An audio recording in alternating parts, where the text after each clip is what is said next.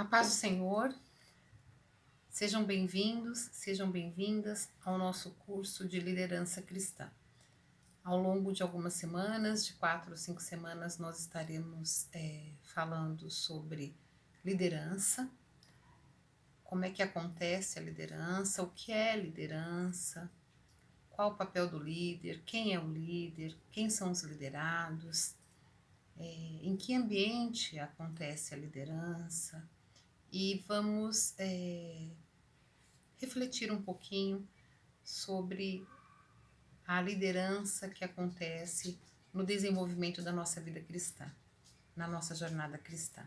Como é que nós lideramos sob a ação do Espírito Santo de Deus? Como é que deve ser uma liderança inspirada pelo nosso maior modelo, que é Jesus, o maior líder de todos os tempos. Então, que seja um tempo gostoso para todos nós, que possamos aprender juntos, refletir juntos, né? Estou aqui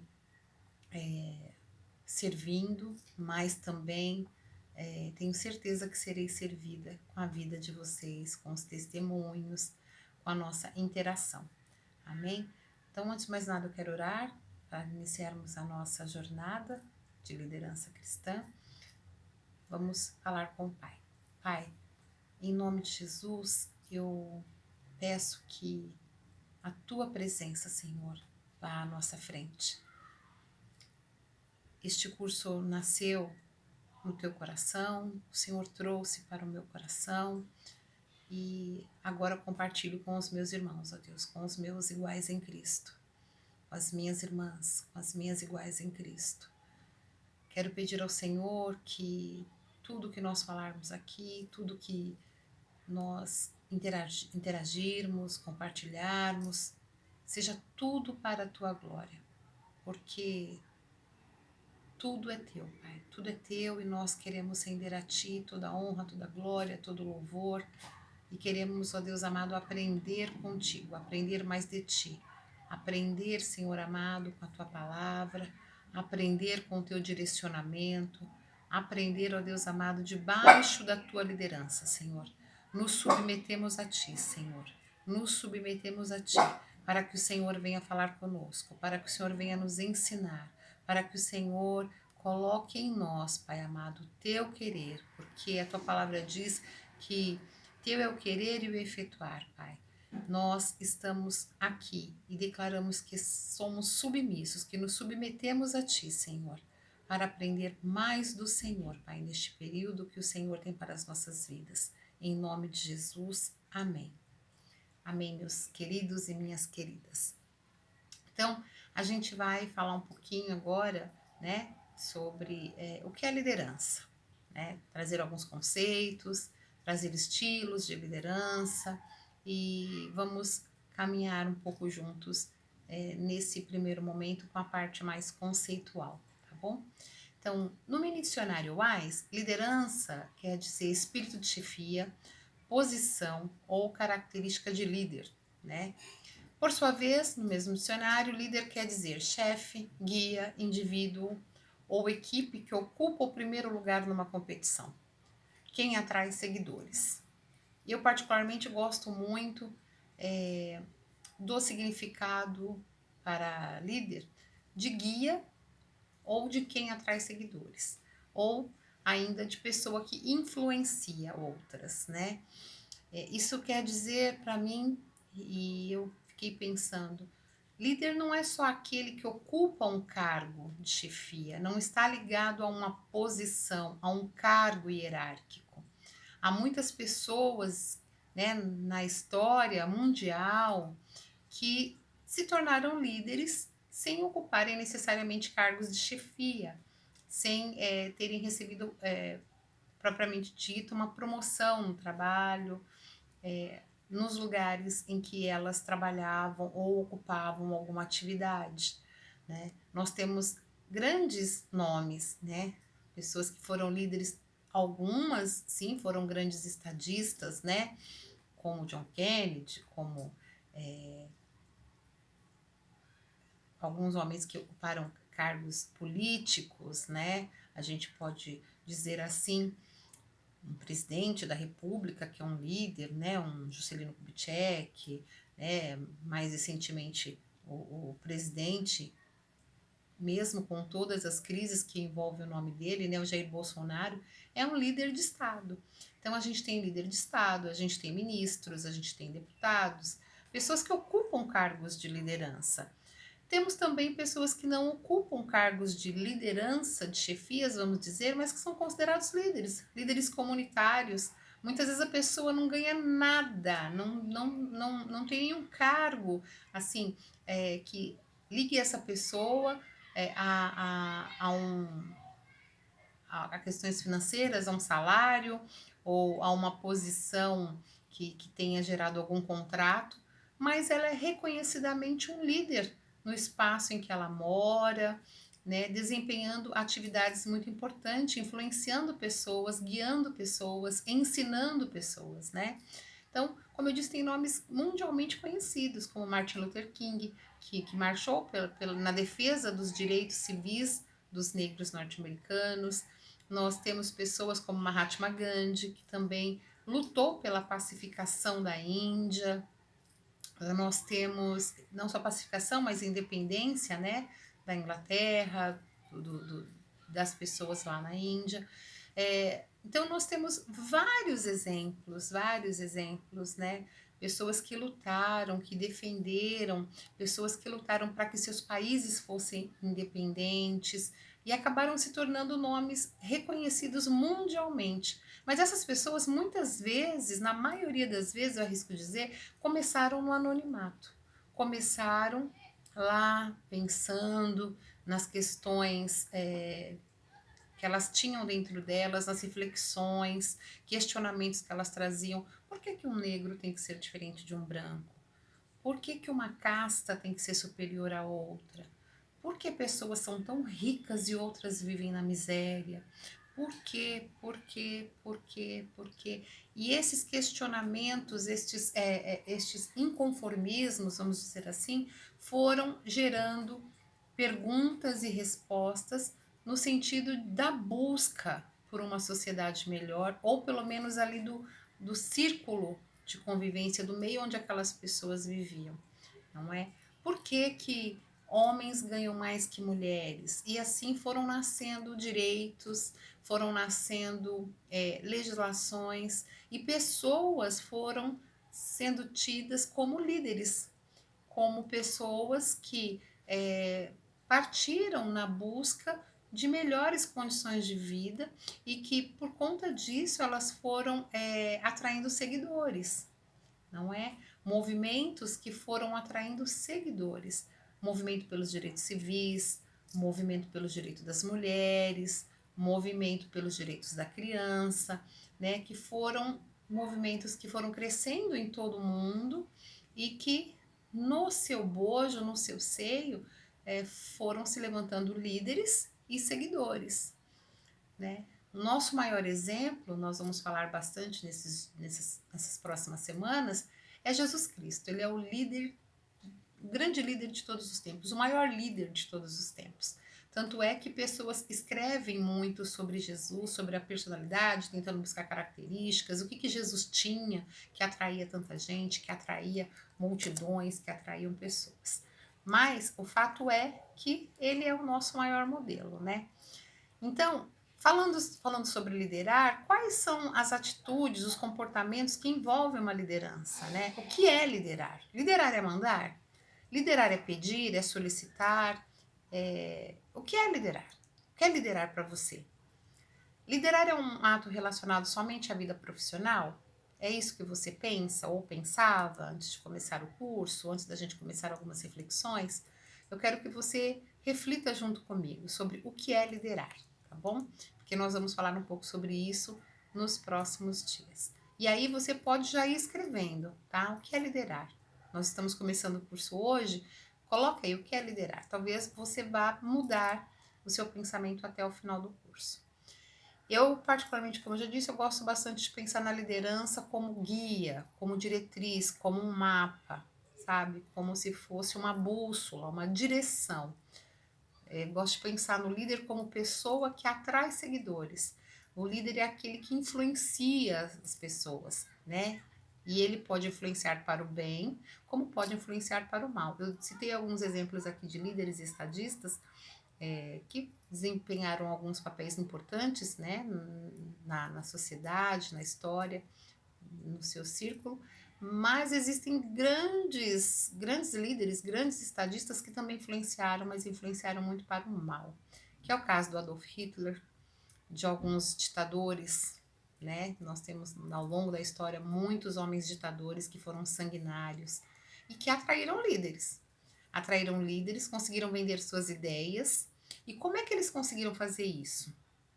Então, a liderança desempenha um papel muito importante, influenciando pessoas, atraindo seguidores. E aí, a gente já fica com uma pergunta aqui. Você que é líder, você que está desempenhando um papel aí de liderança onde você está, seja no trabalho, seja na igreja, na sua casa, na sua família. Sim, nós somos líderes da nossa própria história. Primeiro que lideramos a nossa própria vida, nós precisamos olhar para dentro de nós e ver como é que nós estamos guiando a nossa própria vida. Como é que nós estamos guiando a nossa casa, liderando a nossa casa. Como é que você tem guiado a sua casa? Para o bem, para o mal? Como é que você influencia? Para o bem, para o mal? Se o teu vizinho tivesse que falar algo a teu respeito, ele diria o quê? Ele falaria coisas boas ou coisas ruins? Se o seu cunhado tivesse que falar características suas, como é que você influencia sua família, sua parentela? Como é? Como é que tem sido? Como é que eu tenho influenciado a minha parentela? O que será que a minha família diria de mim, da forma que eu coordeno a minha vida, coordeno o meu trabalho, coordeno as minhas coisas, se eu não estivesse presente? O que eles falariam? Como é que eu tenho influenciado? Como é que eu influencio os ambientes onde eu tenho andado? Então, vamos deixar aí esses primeiros questionamentos para a gente falar na próxima aula. Vamos lá? Então, avançando aqui um pouquinho, eu quero falar agora sobre estilos de liderança, né? No mundo administrativo, né? A ciência administrativa, ela vai dizer que existem teorias sobre os estilos de liderança. E a finalidade desses estudos é compreender a relação do líder com seus liderados e observar de que maneira o líder orienta sua conduta e seu estilo de liderança. Tem a finalidade também de expor as características e personalidades do estilo de liderança. Houve tempos em que se acreditava que as pessoas já nasciam líderes. Hoje a gente sabe que não é bem assim. E já foi comprovado que isso não acontece, pois não há nenhuma relação entre um determinado tipo de personalidade e o fato de ser líder, o fato da pessoa ocupar o cargo de liderança. Então, a forma como cada profissional lidera seu grupo tem um impacto direto na geração de resultados, pelo maior ou menor engajamento de seus membros, pelo clima motivado para a ação e pela inovação e produtividade gerada na unidade sob sua responsabilidade. E aqui a unidade sob sua responsabilidade pode ser, como eu já disse, a sua própria vida, seus relacionamentos familiares, como você lidera a sua casa, como você lidera lá no seu trabalho, independente de você ter cargo de chefia ou não, tá? De repente você é uma pessoa que influencia com a sua vida e você não é chefe, tá bom? No seu trabalho e na igreja, como é que é a sua liderança na igreja? Tá bom? Vamos refletindo aí. Os principais estilos de liderança são o estilo autocrático, democrático, o estilo liberal, tá? E atualmente tem mais dois estilos que são mais novos, né? Esses três primeiros são do início do século XX, mas atualmente tem mais dois estilos novos que são mais novos, tá? Que são a liderança de coaching e a liderança situacional. Então a gente vai falar um pouquinho sobre elas, tá? Lembrando que é consenso dentro dessas teorias que o recurso mais valioso que existe dentro de qualquer organização é o recurso humano. Ou então a nossa ênfase tem que ser nas pessoas, em pessoas. É o recurso mais precioso.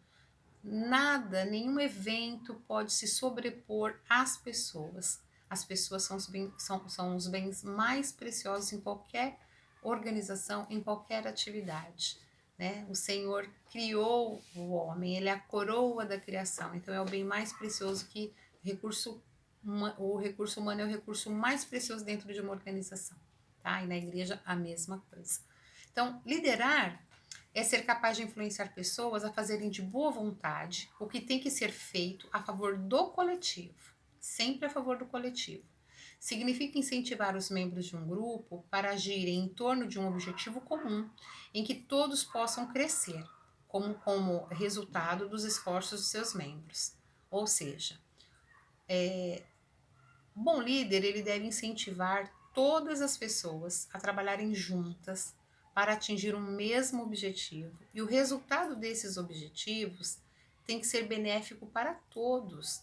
Todos precisam crescer juntos. É fácil? Não, não é. Porque pessoas estão em diferentes momentos da sua vida pessoal, em diferentes momentos de desenvolvimento. As pessoas têm diferentes culturas, foram criadas de modo diferente, cresceram em lares diferentes, têm diferentes escolaridade, conhecimentos diferentes, vivências diferentes, saberes que estão sendo construídos diferentes. Então, nós precisamos saber gerir todos os recursos, né? E trabalhar com todas as pessoas para atingir o nosso objetivo. Então, precisamos unir esforços. Exige muita compreensão, exige muito compartilhar, muita conversa, escuta atenta, muito diálogo e muita paciência, muita tolerância com o que é diferente da gente, né? Porque às vezes a gente tem muita paciência com aquilo que é próximo de nós, com o que é parecido conosco, com o que nos é peculiar, que é mais fácil para nós. Aquilo que é diferente, o que exige um esforço maior, nós somos um pouco intolerantes e a gente precisa trabalhar isso. Então, são estilos diferentes, né, de liderar, mas que precisam ser conhecidos para ver onde é que a gente se encaixa, identificar as nossas facilidades, as nossas potencialidades, identificar também as nossas dificuldades para buscarmos aí um equilíbrio, né, buscarmos novos conhecimentos, buscarmos ajuda, apoio para desenvolvimento de um bom trabalho, de um bom serviço no reino de Deus. Então, a liderança autocrática, ela tem ênfase no líder. Nesse tipo de liderança, o chefe é o centro da atenção. Ele é centralizador, o subordinado normalmente tem muito receio desse chefe, ele tem uma tendência a ficar descontente com as ordens, né?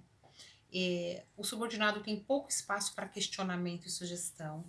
É um estilo que costuma causar muita insatisfação aos colaboradores, desmotivando-os e deixando o ambiente mais sensível a conflitos. Sabe aqueles ambientes que parece que a qualquer momento vai estourar uma bomba? Esse é o ambiente da liderança autocrática, né, que é bem centrada no líder. Pessoas centralizadoras, elas têm muita dificuldade em delegar tarefas. Elas mandam, elas dão ordens. É tipo assim, faz o que eu tô mandando.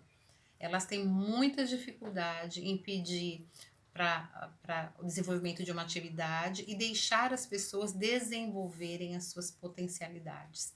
Então, os subordinados, eles precisam fazer literalmente o que o chefe está mandando. Não pode sair um pouquinho nem para a esquerda nem para a direita. Às vezes a pessoa vai fazer a mesma tarefa de um modo diferente, vai fazer no mesmo tempo, o resultado vai ser bom, mas o chefe quer que faz naquele caminho, daquele jeito, e a pessoa não sabe fazer daquele jeito. E aí tem conflitos. Tem conflitos, tem palavras desagradáveis, tem um clima bastante desagradável. É um clima que tende a desenvolver fortes tensões, frustrações, agressividade e manifestam também comportamentos de autoproteção. O que é isso? É um ambiente que vai fazer com que as pessoas que se sentem de algum modo ameaçada, elas começam a se unir em grupinhos. Então tem o grupo dos que se sentem ameaçados, o grupo daqueles que conseguem trabalhar com aquele chefe autocrático. E aí forma aquelas panelas, cria um clima bastante tenso. E as pessoas tendem a ficar reclamando, desenvolvendo sentimentos de frustração, tá bom? Esse clima normalmente é captado por algumas empresas que fazem algumas que fazem, captam esse tipo de clima empresarial, né? Tem empresa que trabalha com isso, desenvolve assessoria para captar esse tipo de problema dentro das empresas, tá bom? Então, esse é um tipo de liderança, a liderança autocrática.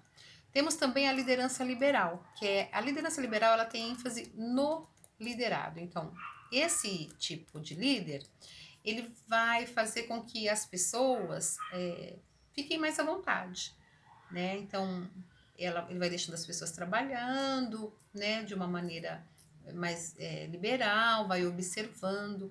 Porém, com o passar do tempo, quando precisa fazer uma prestação de contas, o grupo tende a oferecer baixa produtividade. Porque, embora os subordinados possam estar bem intencionados, a falta de um líder tende a gerar assim muitas discussões também pela ausência de direção, pela ausência de direcionamento. Como é que a gente vai fazer isso aqui, né? Como e aí cada um faz de um jeito e é bem complicado. A liderança liberal, ela segue o pressuposto de que os colaboradores já são maduros o suficiente e não necessitam de um acompanhamento constante. E a gente sabe que não é bem assim, né? As pessoas, elas tendem a relaxar um pouquinho também quando não recebem direcionamento. Nesse estilo, o gestor se ausenta com frequência. Isso também não é muito bom.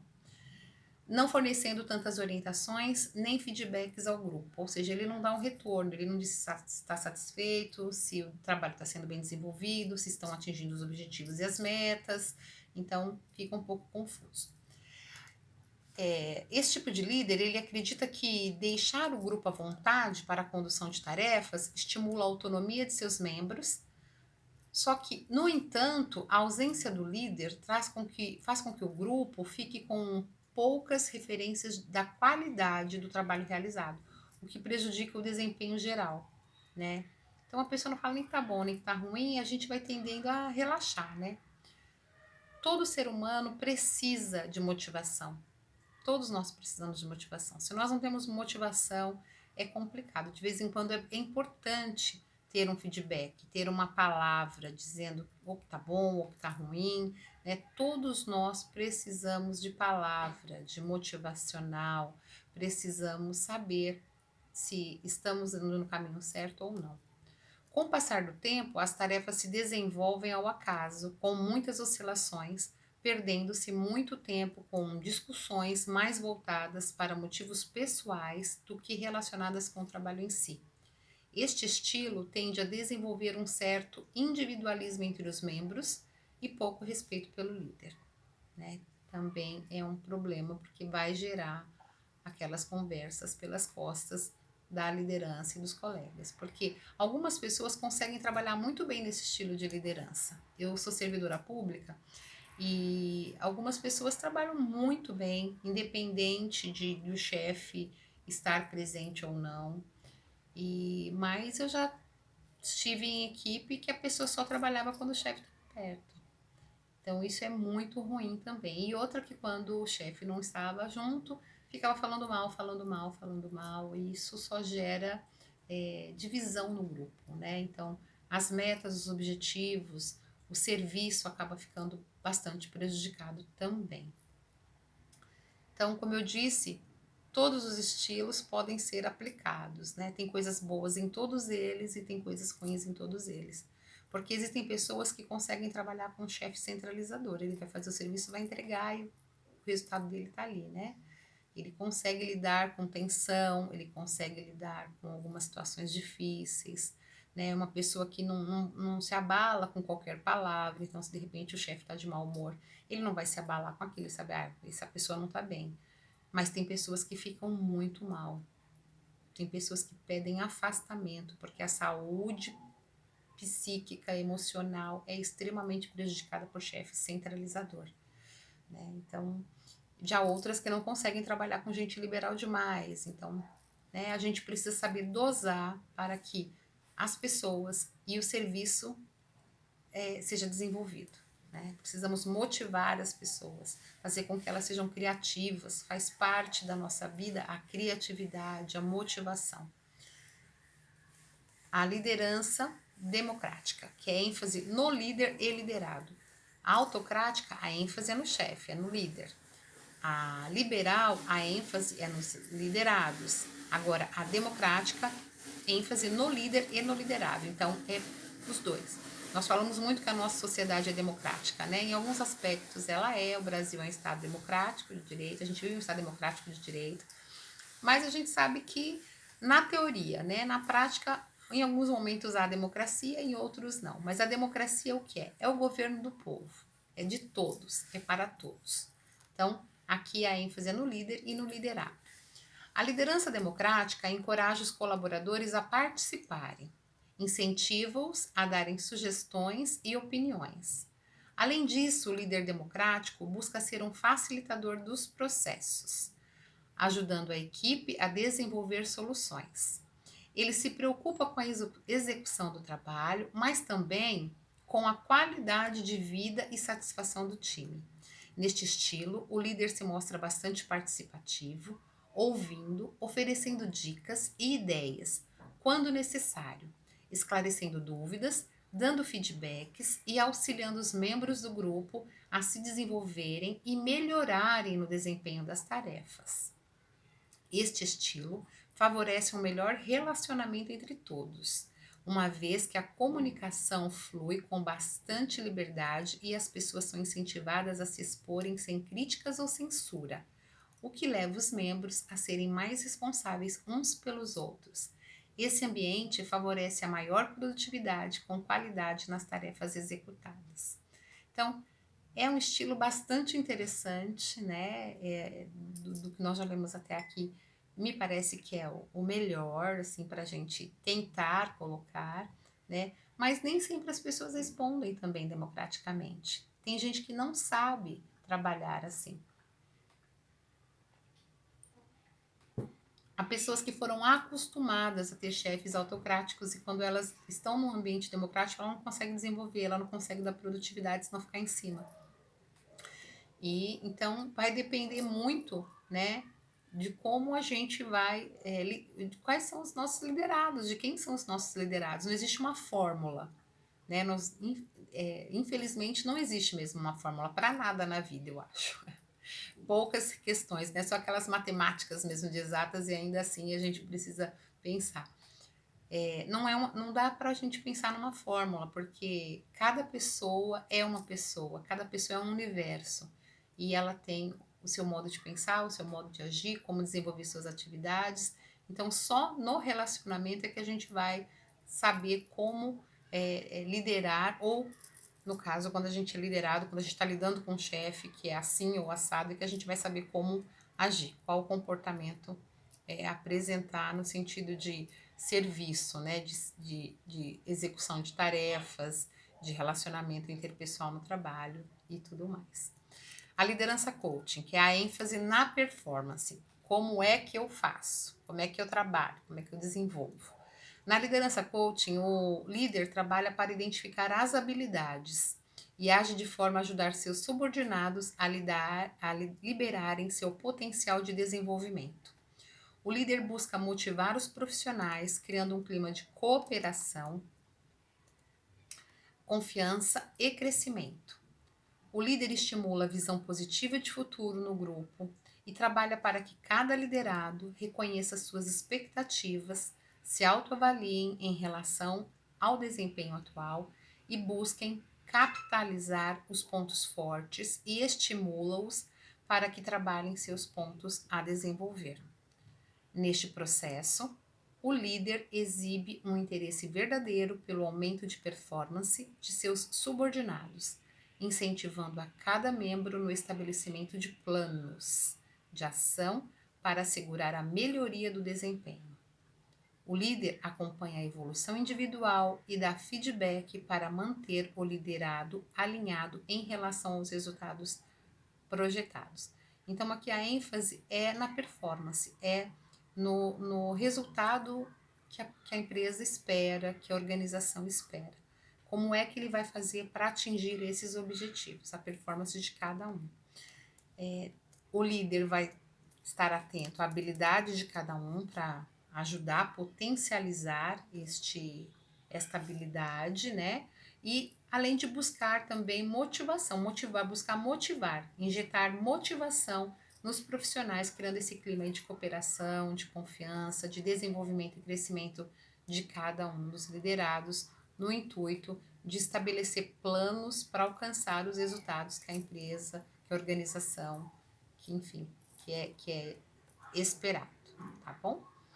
Liderança situacional, ênfase na maturidade e situação.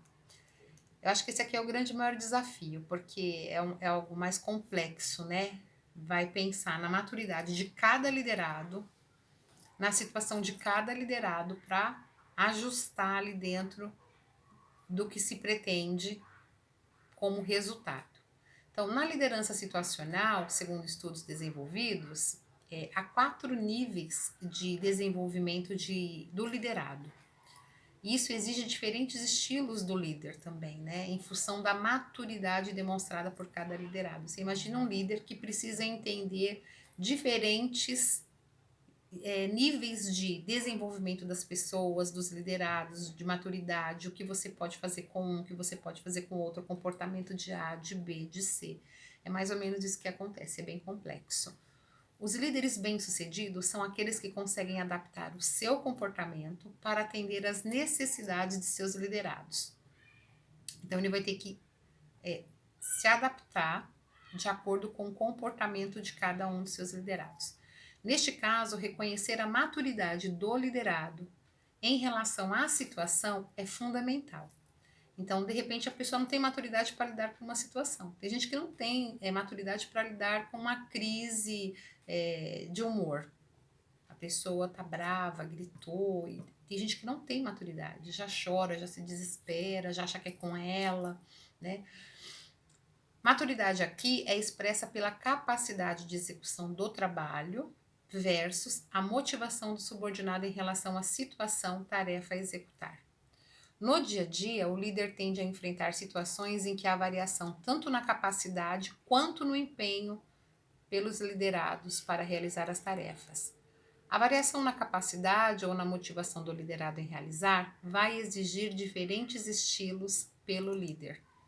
Cabe a ele, portanto, identificar, em razão do nível de maturidade do liderado, se deve dar ênfase na direção, na orientação ao subordinado, ou ênfase no apoio, incentivo ao subordinado na execução da tarefa.